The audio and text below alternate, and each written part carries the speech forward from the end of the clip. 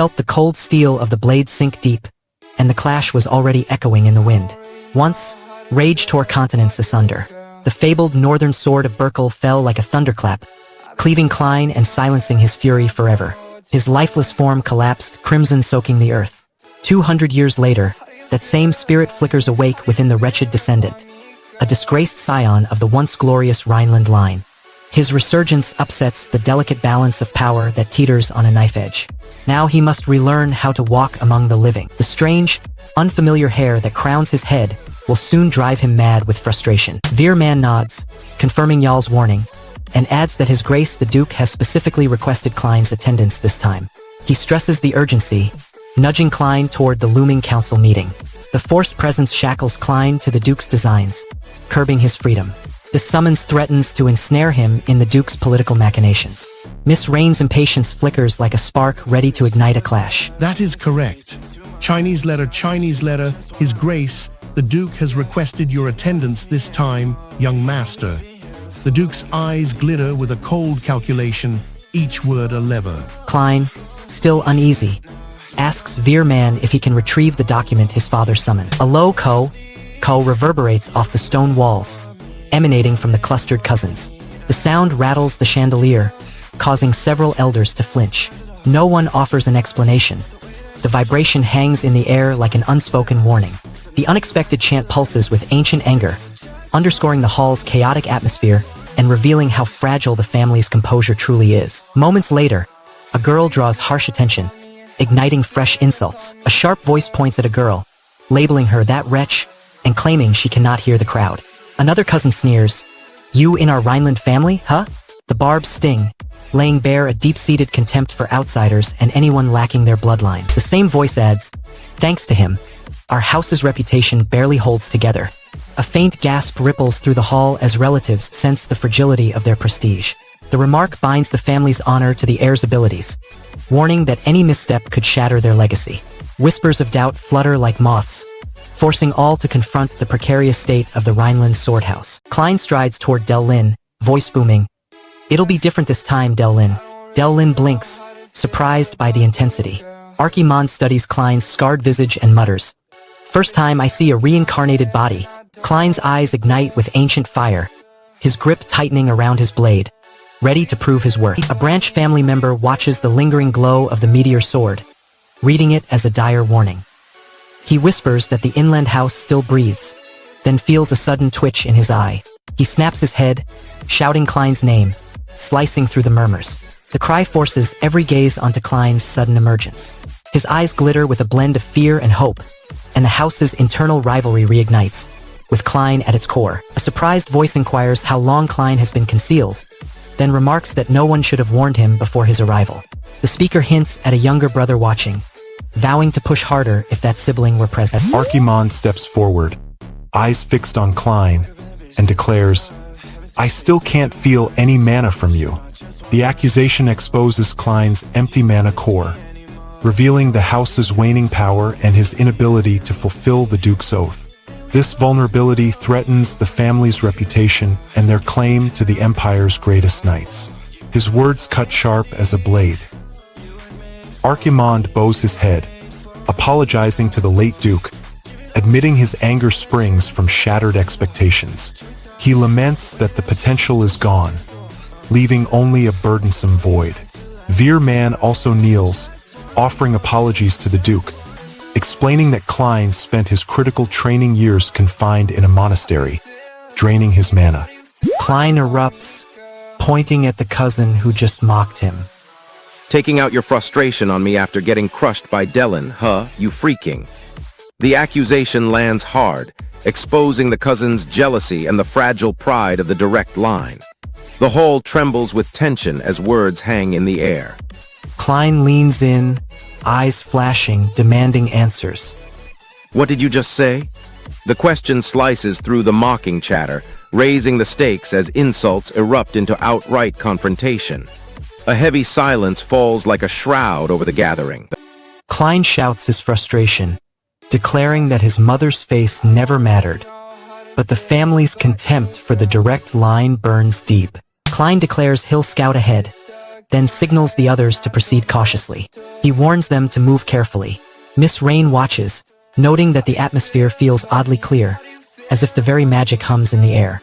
A faint breeze stirs, carrying a subtle warning. Their caution hints at hidden peril within the chamber. Klein dissects the technique. Precise footwork, the timing of each push off the ground, and the sword's sweeping arc. He gestures, illustrating the exact angles required for a flawless strike. His hands move like a conductor, orchestrating the motion. This rapid lesson on mastering the meteor sword's power could grant Klein the decisive edge he needs. Klein shatters the meteor sword's empty sheath, releasing a blinding flash that tears through the hall, exposing the dormant crystal within. The mana sensor still reads 0, confirming that the weapon remains inert despite the dazzling light. Archimonde's hope crumbles as the crystal's azure glow offers only a fleeting surge. Klein feels his lifeline waver, realizing that the battle's salvation slips through his grasp. The sealed vault yawns open, unveiling the crystal's full power in a radiant cascade. While the cousins stare, oblivious to the empty mana console that hints at a hidden enemy ready to strike. Forgiveness is not on the menu today. Subscribe to Manwa with Hari. The blade snaps, darkness devours the arena. Blood-stained parchment slides in Lord Dalton's so-called peace offering. The air glares at the seal, whispering, "Unbelievable." A cold dread settles. A hidden agenda flickers behind Dalton's smile. The note whispers of a deadly hunt. Teresa cackles, mocking the air's lingering breath. "You could stay underwater a minute," she teases. "You've turned into a fish." He snaps back, pride flaring, refusing the jab. Their chatter thinly veils the unease about his strange endurance. "You're a fish now." They drag him to the water tank for a trial. The air grumbles, the tank's cleaning drags on. A strange aura tingles in his chambers. He drills Delane's sword style again. Mid-practice, his eyes flare. He can mirror any move after a single glance. The revelation electrifies him, promising a formidable edge in upcoming battles.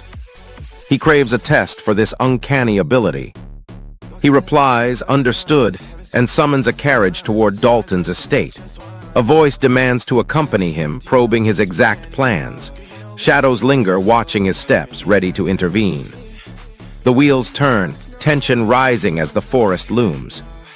He scans the invitation list, mutters a hollow sigh. For some reason today, a shiver runs through him. Something feels off about this hunt. The forest edge looms, dogs bark, anticipation crackles. The carriage halts at the forest's fringe. He recalls his earlier visit, a barren snowfield strewn with corpses. Now a 200-year-old ice sheet has blossomed green.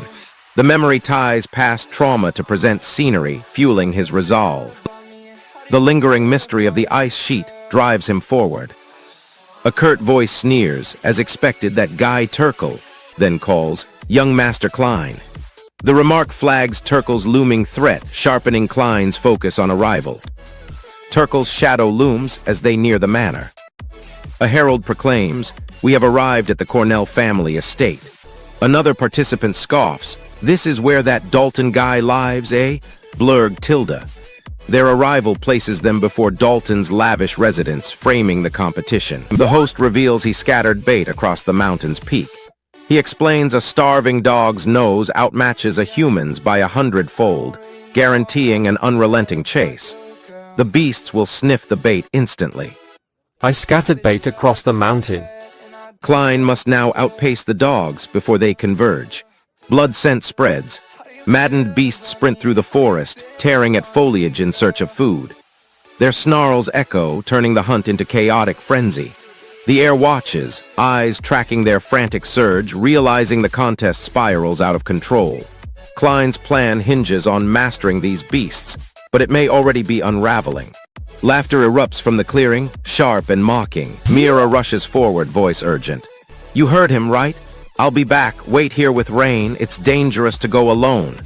She offers to accompany him, but he refuses, demanding she stay. Her warning hints at deadly traps ahead. The priest's scroll glows, drawing dangerous attention.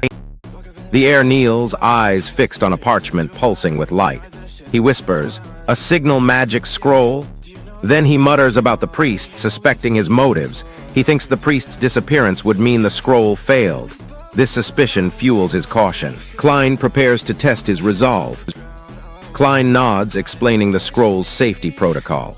If that guy disappears, tear the scroll. The crest will appear on my hand, alerting me. The heir declares this is the final prey. He smirks, draws his sword, and vows to decapitate his opponent, flinging the head at Delane as proof. Kill me, correct. I'll cut off your head and throw it to Delane. Klein steps forward, eyes burning with challenge. The heir sneers at the Rainland family, calling them an empty shell with no power. He taunts his foe, saying they won't survive the final fight. The Rainland family is a joke. Empty shell, no power. You won't even have a chance for a final struggle. The rival clenches fists, refusing to back down. Ignoring the panic, the heir commands the portal to devour the enemies gathering at the edge. Shadows surge, consuming several guards in a single gulp. His bold move proves his power, but warns that losing control could cost him everything. A cloaked figure named Lai slips through the remaining mist, clutching an ancient scroll. He warns that the portal's hunger will not stop until it empties the whole estate. Lai's arrival signals a deeper plot, and the heir must decide whether to trust him. The heir thrusts his sword into the portal's edge, drawing dark energy toward him. Lai watches, hand gripping the ancient scroll. The heir rips open the great door, commanding the ravenous portal to engulf his own guards. From its maw erupts a massive shadow beast, crashing into the courtyard with bone-shaking force. He basks in raw power, but his sanity frays as allies recoil, fearing the darkness he commands and the ruin it heralds. Lee clutches the ancient scroll, warning that the portal's hunger will devour the entire estate.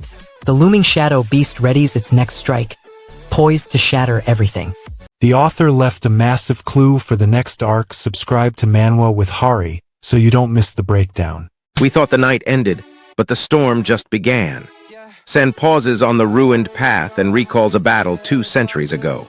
He tells himself the war was forgotten, yet a cold pulse still throbs in his veins. Dark echoes of dead soldiers swirl around the ruins, chanting in broken tones. The sound presses against his thoughts, pulling images of shattered shields and endless bone.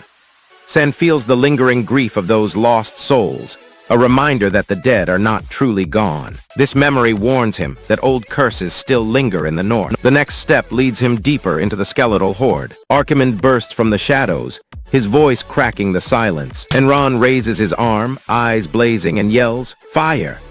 The crossbowmen release a storm of bolts, striking the skeletal horde.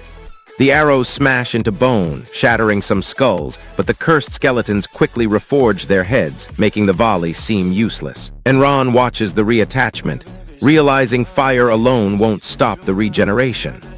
Their desperate barrage still creates a brief gap, allowing Sen to swing his mace at a reassembled skull. This matters because the failed volley proves that conventional attacks won't end the curse. They must find the source. Fire. Stay subbed to Manwa with Hari, or you'll miss the climax. The skeletons surge forward, the broken bones clicking together like a nightmare conveyor belt. Archimonde steps forward, smiling cruelly. He declares, "The future of the North you protect by killing me." He points at the throne's banners and sneers, thrones that mocked and insulted it. The words echo across the battlefield. Sen feels the sting of the accusation. Archimonde's taunt reveals his belief that his death will secure the North's safety. This matters because it shows Archimonde sees himself as a necessary evil, turning the conflict into a personal vendetta. Sen readies a counter strike against the smiling necromancer. Sen watches the front line. The heavy blows of their allies crush skeletons under steel and fire. Bone shatters, flesh splatters. Sen cries sorry as a massive skeletal torso crashes into the circle, breaking the formation. Archimonde laughs, "Gua, LM, urge." The impact sends shockwaves, scattering arrows and crushing nearby comrades. The living force themselves to regroup, realizing the curse feeds on chaos. This matters because the battle's tide flips, and the group must now hunt the source of the regeneration before more bones rise. Gua. LM. Urge. The hunt for the curse's origin begins as the survivors retreat deeper into the ruins. The horde of skeletons surges forward, heads snapping back together as soon as they are cut. Sen shouts a startled scream, then berates the undead for their stubbornness. Sen ducks behind a shattered stone wall and spots an ancient carving half eroded by time.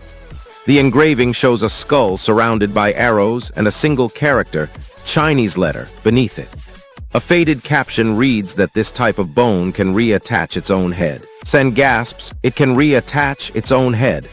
The revelation confirms the curse is magical, not merely physical. It can reattach its own head? The truth forces San to search for a way to break the regeneration. Sen whirls around, fists clenched, and shouts, "Damn it, what the things?" as another skeleton rises after its head is smashed.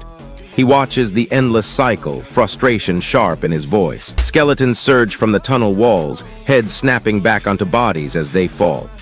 Sen darts between the clattering bones, spotting the young master toss a small biscuit toward him. The biscuit hits San's palm, crumbs scattering. He catches it, bites, and grins, calling the master sweet. The gesture sparks a brief laugh among the exhausted fighters. Even as arrows bounce off reattached skulls, the cookie moment lifts spirits. It matters because morale holds the line. A crew that still shares food won't crumble under relentless undead. He's sweet. Gash. San's grin fades as another wave of skeletons approaches. The skeleton horde presses forward, rattling bones against stone. Archimonde stares at a strange weapon embedded in the wall, its blade shining with a cold light. He whispers, "Is that Nayato?"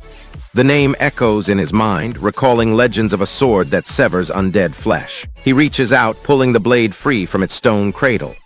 The moment the sword leaves the stone, a low hum vibrates through the tunnel. Skeletons nearby shudder, their heads wobbling.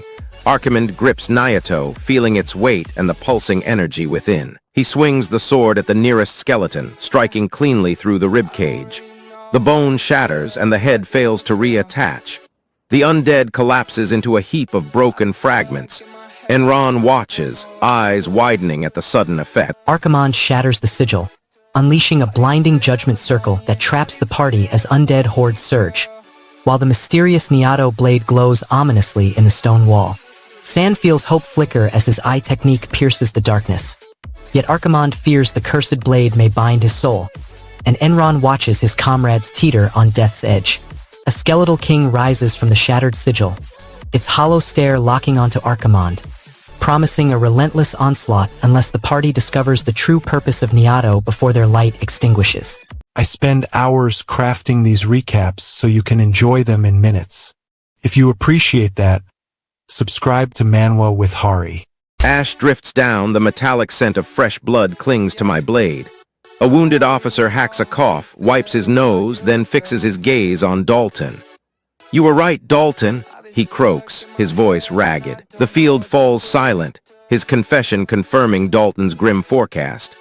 Dalton's prophecy about Archimonde's collapse ripples through both armies, shattering confidence.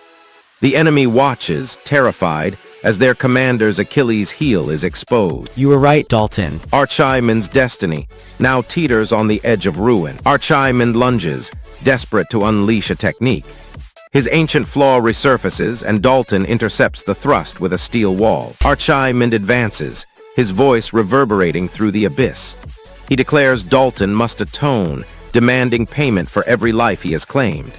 He warns that any defiance will cause the afterlife to implode. The dire ultimatum forces Dalton to weigh surrendering his power for survival. Archimonde's cold bargain drives Dalton toward a desperate gambit. Pay for your sins, or this world ends. Your defiance fuels my wrath. Dalton still claws for the emergency scroll that might shatter the curse. Turkle darts into the void, eyes locking on Dalton's pulsating blade. He shouts, "Drop!" compelling Dalton to lower the cursed sword. Dalton wavers, the blade throbbing with blood-charged darkness. Archimonde watches Dalton's pause, then taunts, "Not that you be able to anyway." A harsh metallic clang erupts as cursed blood spikes the blade. The mockery and clang echo Dalton's futility, spurring reckless resolve. The provocation drives him toward a risky strike. Not that you be able to anyway. The clang hints at a concealed weapon waiting to be claimed. Dalton opens his mouth, voice cracking, "Duo!" But cursed blood sears his throat, silencing him. The abrupt cut leaves his allies bewildered, missing his warning. His unfinished words hide a vital clue to Archimonde's plot. He clutches his throat, the curse tightening like a vice. The commander leans in, demanding confirmation with a sharp, "Do you understand?"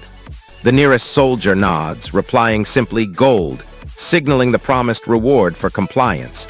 This terse barter reveals the Order's loyalty hinges on coin. Their assent could tether the group to the commander's directives, curbing any independent strike against Archimonde.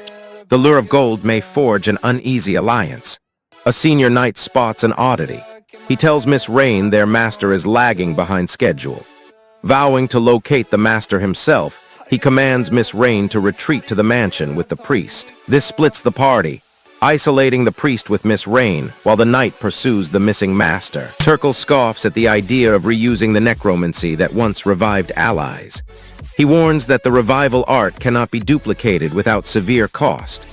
Dalton watches, yearning for a loophole, while Archimonde smirks, confident his blood fuels the trap. The team realizes necromancy is a one-time weapon. Revival art, huh? You think you can reuse necromancy? Dalton eyes the cursed blood, hunting any hidden power. Archimonde steps forward, voice low and cruel. He declares anyone daring to defy the plan is already ruined. His words pierce Dalton, amplifying his sense of failure. Turkle tightens his grip, primed to strike. The threat looms over the battlefield, promising death for the defiant. The Void Shatter burst erupts, tearing the necromantic field.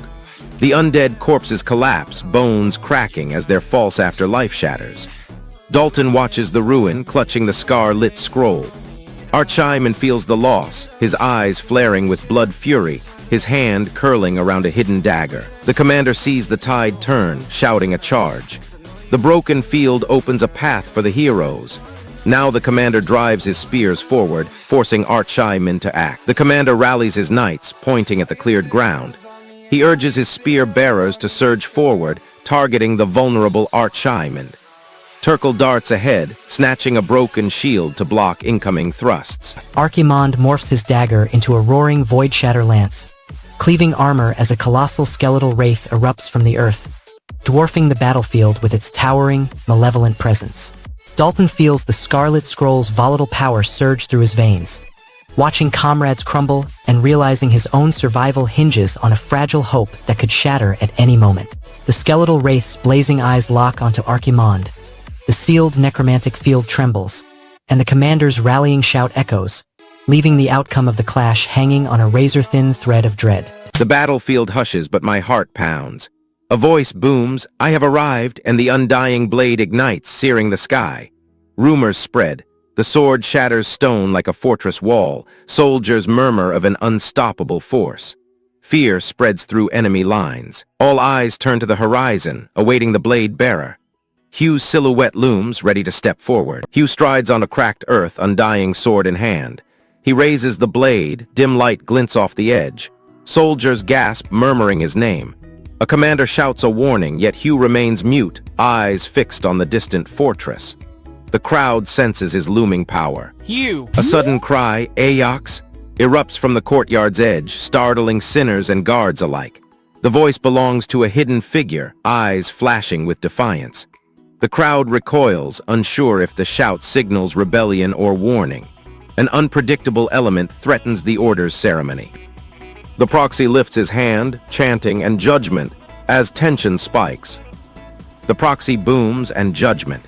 The words echo off stone, sealing the sinner's fate. A lone sinner shouts, "This is insane. Why is a proxy of the Holy Order here?" The accusation spreads, fueling distrust. The growing resistance threatens the Order's control over the ritual. Hugh watches a wave of dark energy burst from the proxy's outstretched hand. The proxy steps forward, calm as stone. The ground trembles beneath his foot. His aura expands, compressing air. Nearby soldiers gasp, feeling crushing pressure. A single movement proves deadly, unleashing his curse. One step can end dozens of lives. The next scene reveals the carnage his presence creates. Standing still, the proxy's wind pressure tears through the crowd. Over 20 bodies shatter, limbs ripped as if sliced by invisible blades. Mercenaries collapse, blood spraying stone. No swords swing, pure force does the killing. The display proves necromantic energy's terrifying reach, rendering resistance futile. A shocked onlooker questions whether the proxy is truly human. The camera sweeps across the battlefield. Broken corpses litter the ground. Klein's faint voice drifts from the wreckage. "I guess using necromancy with this body was too much." The confession confirms the spell overloaded his mortal frame.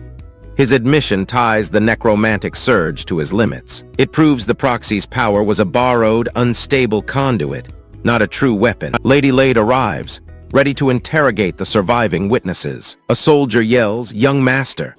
The shout echoes across the ruined courtyard. Another voice adds, "Young Master Klein." All eyes snap to the limp figure. The crowd parts, searching for a sign of life. Identifying Klein turns chaos into a focused investigation. His condition will prove whether the necromancer's spell was weapon or failed experiment. A witness recalls the swordsmanship showcase where Heinkel declared Lord Klein possessed no magical power. The witness asks how Klein could have killed Dalton without magic or skill. Another conspirator mutters that exposing Dalton's failed attempt on a noble would ruin his own life. The stakes rise for anyone covering up the murder. The interrogator shifts tactics, asking what kind of person Lord Klein is. An informant cites Borneo Archduchess Claire, noting bizarre rumors swirling around Klein's reputation. The rumors hint at hidden agendas and possible alliances. The political intrigue weaponizes Klein's background against him. Count Cowell will soon confront the accusations directly. Lady Lade strides into the open-air swordsmanship demonstration, passing practicing fighters and drawing curious glances. A senior officer steps forward, nods, and says he allowed her to attend.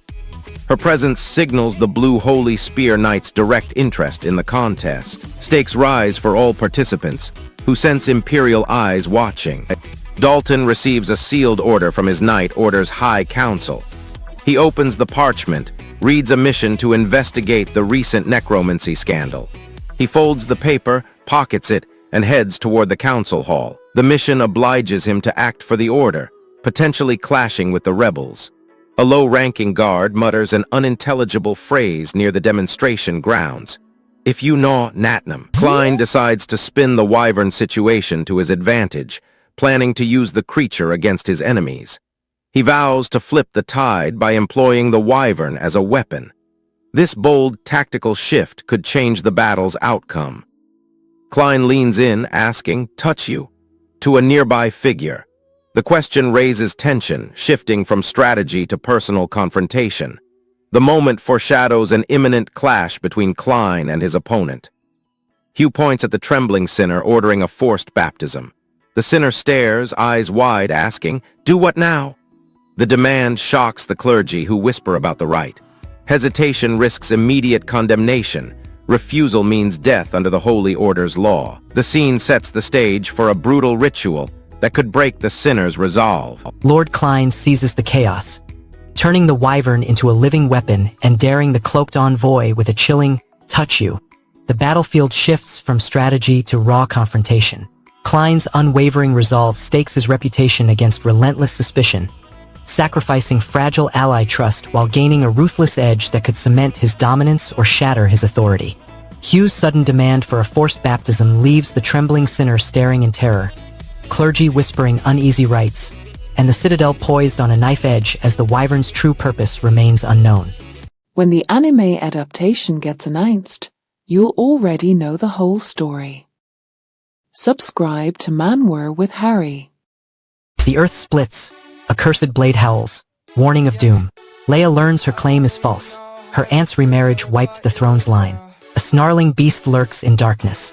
Leia hisses a hex, the air crackling. Vash. She charges, hunting the monster alone. Leia stalks deeper into the western woods, eyes scanning for terrified villagers. Moonlight catches a towering monster, its plated hide shimmering. She draws her sword, lunges, and drives the blade straight into its heart. The beast roars, then collapses, sending the lesser creature scattering. One clean kill opens a safe corridor, and the hidden civilians slip away unnoticed. Now the survivors can flee to safety. Heinkel watches the exchange, his gaze flicking between Klein and Leia. He mutters under his breath that the girl is dangerous, noting her sharp stare and quick reflexes. His comment hints that Leia's abilities may tip the balance of the trial. He also sees that Klein's curiosity could be a liability. Tension rises as each player gauges the other's moves.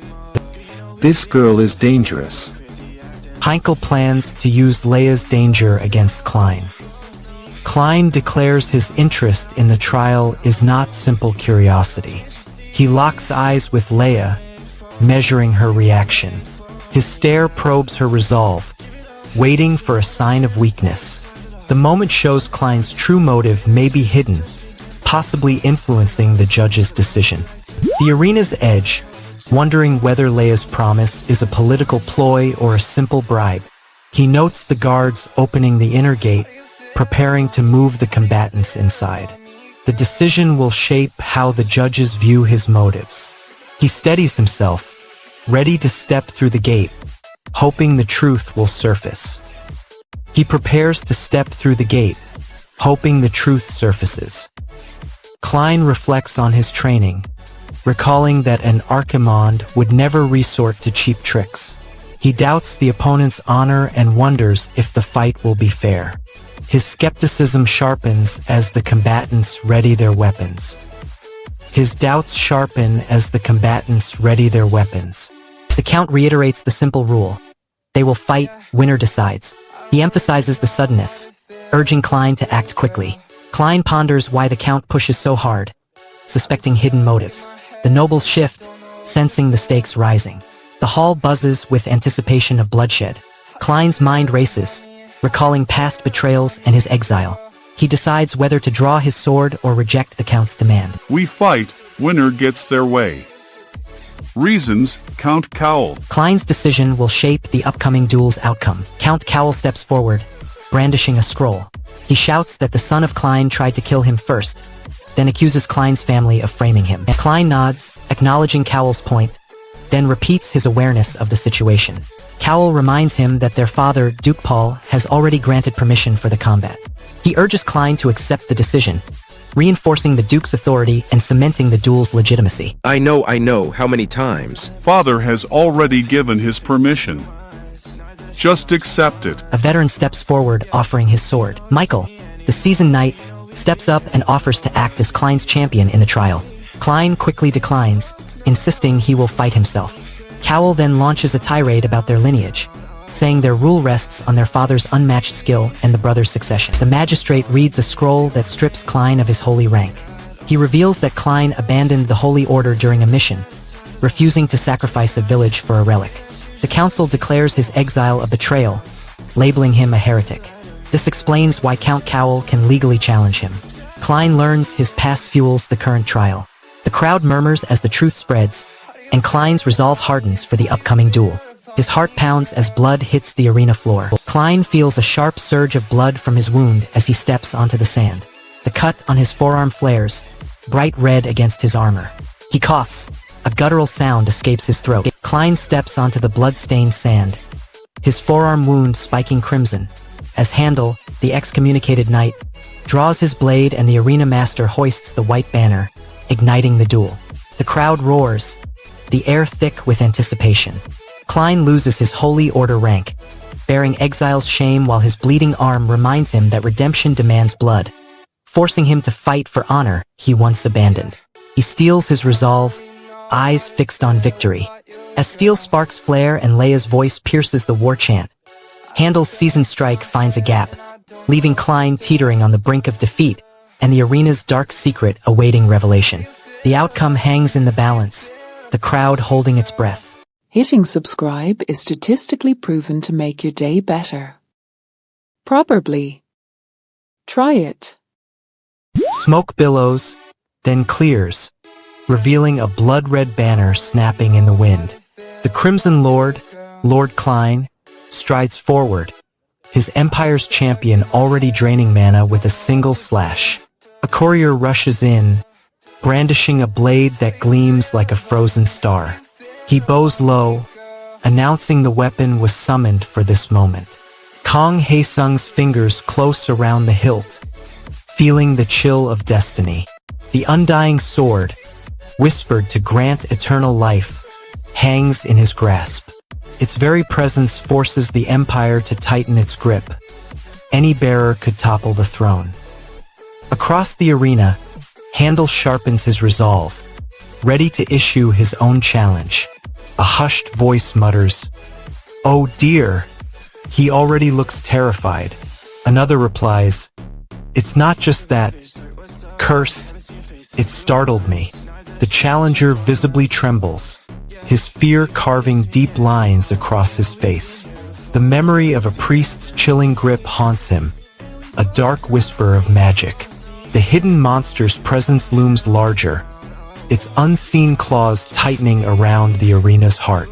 Every heartbeat echoes his doubt. A spectator recalls a night when a priest seized his shoulder, forcing a momentary chicken out. Another shouts, "That wretch is useless right up to the very end." A wretch who only knows water torture. These memories expose the opponent's reliance on cruel methods, hinting at a critical weakness. Lord Klein steps forward, hand raised high, and declares the sixth strike. His voice slices through the murmurs, marking the duel's relentless progression. The combatants brace, aware that each strike drives them closer to victory or defeat. 6. The arena's floor trembles, hinting at something far larger awakening beneath them. Klein lifts his hand once more, calling out the seventh strike. A rival mutters a half-heard insult, barely audible over the crowd's roar. The duel's rhythm quickens, both fighters sensing the impending climax. 7. A deep rumble begins beneath the stone, promising a shocking reveal. The stone beneath the combatants shatters, shards exploding outward as a massive, shadowy monster erupts from the fissure. A sharp cry erupts from the crowd. "GR!" as the champion lunges forward. Handle's blade flashes, slicing into the creature's hide. The monster reels, blood spraying across the arena floor. The crowd erupts in shocked cheers, realizing the duel has turned into a true battle for survival. The heir's claim now hangs on this single attack. The aftermath will test whether the victory secures the throne or invites a darker threat. Lord Klein lets out a low grunt, MH. As he watches the arena, the sound echoes off the stone walls. He tightens his grip on his blade, feeling the crowd's eyes pierce him. The murmur signals his growing tension and readiness for the next taunt. Another voice gasps, "That ominous aura." A second spectator adds, "What's going on? Why is Handel acting like that?"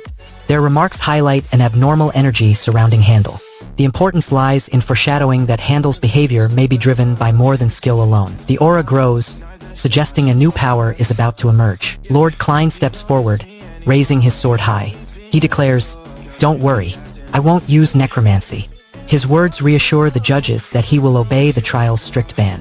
This matters because breaking the necromancy rule would cost him honor and could end the duel prematurely. "Don't worry. I won't use necromancy." Klein's resolve is tested as the monster roars louder. Kong Haesung steps forward and launches his signature thrust. Light flares from his blade as his mana gauge spikes to the maximum. 4 full bars. The spectators gasp, noting he pours every ounce of his power into the strike. By exhausting his mana, he forces the opponent to meet him at full strength. This matters because only a fully charged attack can break the Imperial Knight's defense. The next moment, Handel smirks and mocks the speed of Haesung's move. Handel circles, eyes narrowed, and jeers that Haesung's blade darts like a damselfly. He flicks his own sword, matching the rhythm, trying to unsettle the swordsman. The taunt aims to throw Haesung off balance and make him waste mana. The beast lunges, but Handel raises his blade and chants a dark spell. Shadows coil around his sword, forming ethereal blades that flash. Ryu Jun watches, stunned as the necromantic energy crackles. The summoned blades strike the monster's flank, carving deep wounds. This matters because Handel breaks the trial's rule by using necromancy, risking disqualification and severe punishment. The audience gasps, aware that the duel now teeters on illegal magic. Lord Klein steps forward, ready to enforce the law. A spectator shouts, pointing at the monster's massive claw, asking the captain if they noticed the creature's sudden attack. The captain glances up, eyes widening, and nods grimly. This matters because the captain's response signals the army's readiness to react to the beast, affecting the battle's outcome. The tension spikes as commanders weigh their next orders. The captain's command will determine whether the troops hold or flee. Handel lunges, blade flashing die, as the arena cracks open, unleashing a towering skeletal beast with blazing eyes and shadow-bound swords that erupt from the stone, reshaping the duel in an instant. Haesung trembles, his resolve cracking like the fissure beneath him, while Ryu Jun watches helplessly, feeling the weight of potential defeat as Handel's necromantic surge threatens to consume everything they cherish. A spectator points at the beast's massive claw, the captain's grim nod confirming a hidden threat, and the looming shadow blade hovers above the arena, promising a fatal strike that none of them can avoid. Every detail matters. Subscribe to Manwa with Hari, and we'll catch them all.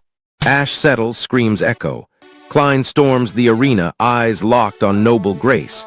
He shouts he isn't their heir, naming his mother's name.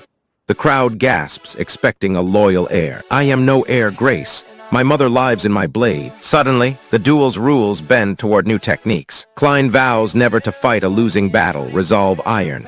He calls imperial swordsmanship predation, hunting the weak. The crowd murmurs, some cheer, others uneasy. Imperial swordsmanship hunts like a predator. His next strike pushes predation to its edge. Klein lifts his blade, pouring all mana into one blast.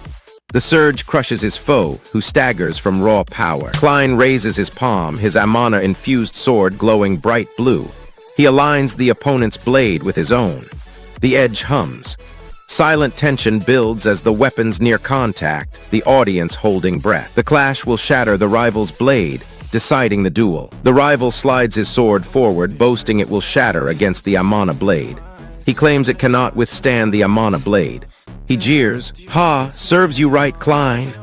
The blade cracks. Klein thrusts point blank, ending the fight. Join the Hari squad with a sub before the system crashes. Holy Order agents note the necromancy trace, plotting their next move. Klein drives his blade into the rival's chest. The opponent screams, "My hand!" As blood pours from the wound. He grasps the injured limb, staying on his feet. His pain shows the duel's cost, forcing allies to intervene. A nearby mage rushes to cast a spell. A mage shouts, "Hurry, stop him," and casts a sleep spell as the opponent's arm drops. The spell flickers, failing to halt the bleeding. The desperate action highlights the need. They must control the dying foe. Someone suggests using healing magic to replace the lost arm. A bystander says, healing magic could forge a prosthetic arm. A voice erupts with a startled question, words trailing into unintelligible sounds. The abrupt query reflects the chaos sparked by accusations. Everyone waits for a clear answer. The Holy Order's agents regroup, ready to act on the necromancy trace. The defeated opponent clutches his throat, gasps, "What was that? My neck!" With his dying breath, he commands Klein to confess his sins before the Master of the North and kneel for forgiveness. The order looms over the shattered arena. Klein's reaction will decide if he accepts the demand. The dead man voice forces Klein to bow, demanding his crimes will be exposed under bright judgment. The opponent croaks, "Ah, do," as his life drains away. He vows they will travel where Klein's light cannot reach, even if the road is dangerous and painful. He asks the god to watch over their cause. His words carry a grim promise of revenge. He calls upon the god of light. He cries out, "Oh, god of light!" The plea reverberates, showing his desperation. It signals a shift toward divine intervention. The arena quiets as his voice trembles, demanding celestial aid. A hidden figure steps forward. An old figure appears, identified as Cardinal Merc, standing at the garrison. His presence hints at religious involvement in the trial. This adds a new power player to the conflict. The necromantic trace soon surfaces. A junior officer asks, "Any better?" Archbishop Palaminel replies that the recent clash has slain more clergymen than necromancers ever have. This shows the Holy Order's losses are spiraling beyond control, raising alarm for the leadership. To think Solve killed more clergymen than the necromancers have. The Archbishop's anger hints at a hidden plan. Archbishop Palaminel warns that they should know what Klein hides inside his gut. A subordinate then questions Palaminel's involvement. This warning reveals Palaminel suspects Klein of secret necromancy, raising suspicion within the order. They really ought to know what you're hiding inside that gut of yours. The next official demands proof of Palaminel's claim. Senior officer declares Klein Rhineland is a necromancer. He points to the cross-shaped artifact and confirms the necromantic trace belongs to Klein. The order now has proof that the noble heir practices magic. This matters because it gives the order leverage to control or eliminate him. They plan to use the artifact to track any future necromantic activity. Now the Order moves to set a trap for Klein. The Order uncovers a cross-shaped artifact pulsing with necromantic energy, confirming that noble heir Klein Rhineland practices magic, and they deploy citywide detectors to trap the hidden necromancer. Archbishop Palamon L feels the weight of spiraling losses as clergy fall faster than necromancers. Fearing his faith crumbles, while the secret of Klein's dark power threatens to shatter the Holy Order's resolve. The Order's newfound proof forces a deadly hunt for Klein, yet the necromancer's hidden allies linger in the shadows, promising a retaliation that could plunge the battlefield into chaos before any detector lights up. Something major happens to this character very soon. Subscribe to Manwa with Hari before the spoilers find you. Ash settles, blood scent clings to my blade. 11 skeletons obey my command. A holy priest stalks me like a hunted dog.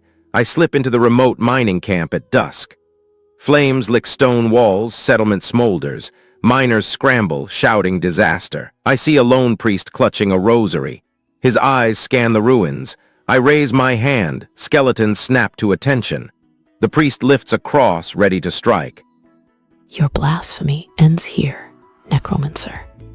His stare hints hidden knowledge. I descend deeper into the tunnels. A miner spots a twisted corpse on a slab. He laughs, pointing at the broken skull. Haha, it looks exactly like him. PFFT here. He jeers. The air rain meets me at the trailhead. He asks about recent casualties in the mine. He worries I will be harmed. I smile, dismissing his concern. I mention Heinkel's acknowledgement after the trial by combat. I say the undead threat links to my earlier attack. I promise Rain I can handle any danger. Rain listens, uneasy but slightly reassured. Nearby workers whisper about the looming threat. My confidence hides desperation to regain power. I plan to use the mine's undead against the priest. Reports say casualties. Will you be all right? It won't be a problem. Heinkel acknowledges me after the trial. The Duke's orders soon force me. I escort the heir deeper into the mine. I turn my gaze to Rain's father, a gaunt man covered in soot. He leans against a broken pickaxe, breathing heavily from endless shifts. He mutters a low phrase in his native tongue, the single character, Chinese letter, echoing his exhaustion. I watch his scarred hands, noting faint glow of lingering death magic. He raises his head, eyes flickering with fear as undead miners pass.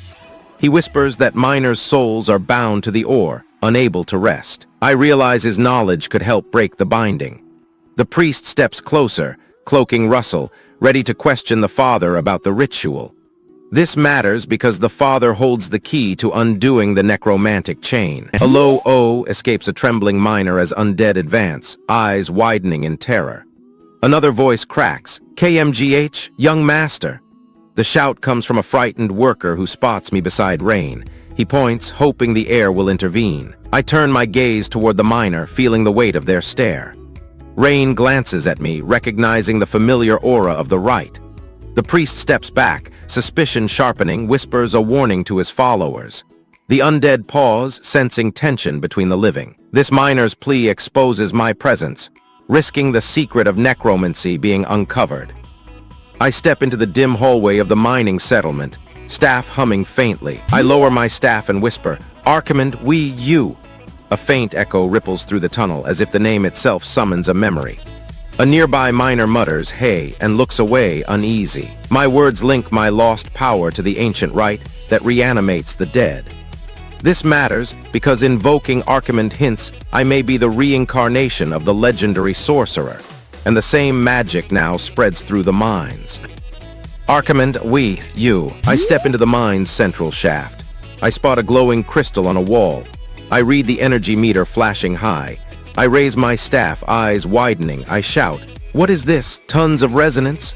Miners nearby stare, confused. The resonance proves necromancy is active here. It means the same dark power that attacked me in the forest is being wielded again. "What is this? Tons of resonance?" The crystal pulses, whispering forgotten power. The ancient rite's echo draws the priest's attention. The young master of the Rainland family steps forward, clutching a dusty ledger. He reads an old inscription etched into the mine wall. A frantic miner shouts, torch flickering as I step into the cramped tavern. I spot the Rainland heir clutching a battered map while his gaunt father curses endless labor. With a grin, I whisper to lingering spirits, urging them to rise and lash at overseers. The priest mutters about sinners, and a nearby worker jokes, "If these ghosts taste anything, I'll serve them with my stew." The room crackles with anticipation, blades poised for battle. The necromancer unleashes a wave of undead miners that tear the overseer apart, while the young master points the way to Thymene, sealing a pact between death and ambition. The clash reverberates, echoing the promise of power. The grieving priest watches his holy sigil shatter, realizing his faith cannot shield his comrades as the spirits claim vengeance, while the young master feels the heavy burden of leading his people through cursed lands. The air hangs heavy with loss and looming destiny. A faint, translucent voice whispers a warning about an unseen enemy lurking beyond the fog-shrouded trail, leaving the necromancer and the young master to confront a mystery that could drown the entire Rhineland family. Shadows deepen, hinting at a threat beyond imagination. New skills, new stats, new dominance. Subscribe to Manwa with Hari. The stone walls crumble, but my blade still sings. Klein Rainland returns to his ancestral manor after 7 years in exile. His gaze is void, pitch black. A kitchen maid finds a cat sprawled dead on the hearth. Hours later, another corpse lies in the garden. Dawn reveals a third feline, lifeless. More cats keep falling, each one stoking whispers of a dark omen.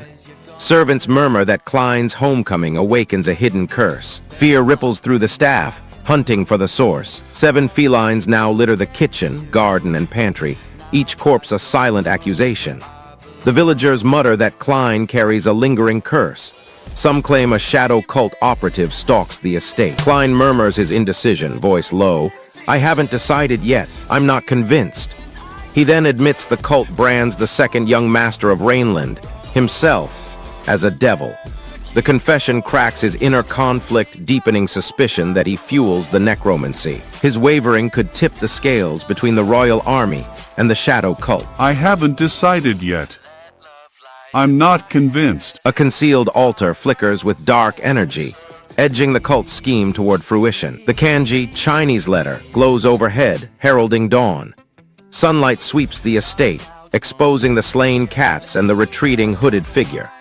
Mourning forces the survivors to move before the rite concludes, as sunrise weakens the cult's dark magic. General Varkas observes mercenaries establishing camp beside the ruined altar.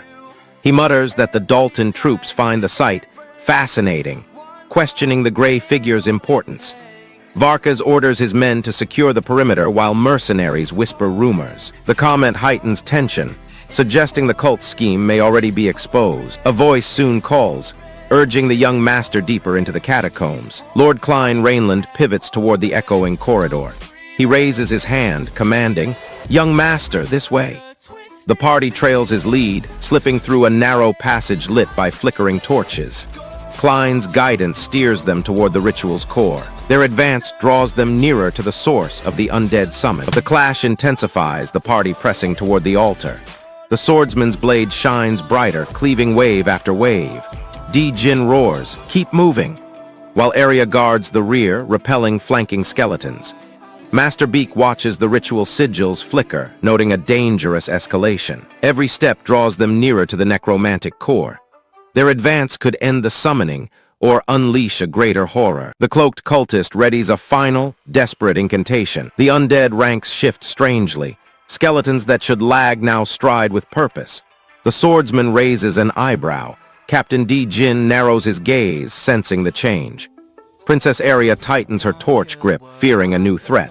Master Beak mutters a warning about the sword's influence. Lantern light reveals a villager's tongue forced open. The swordsman spots a cultist clutching the throat, forcing the chant. Beak explains the spell requires spoken words to bind the dead. Aria realizes silencing the chant could shatter the magic. They mark the vocal link as a weak point. Stopping the chant matters. It may halt the reanimation instantly. They ready to sever the cultist's grip. The captive gasps, "It hurts. Please kill me." The swordsman leans in, hearing the villager recount the kidnappings. The villager reveals the cult harvests bodies to fuel reanimation magic, reviving corpses as loyal soldiers. The spell demands a massive supply of high-quality bodies. Klein erupts from the shadows, blade drawn, as the Titan declares their fated rivalry, revealing that the cult's reanimation rite forces victims' tongues, turning every captive into a living conduit.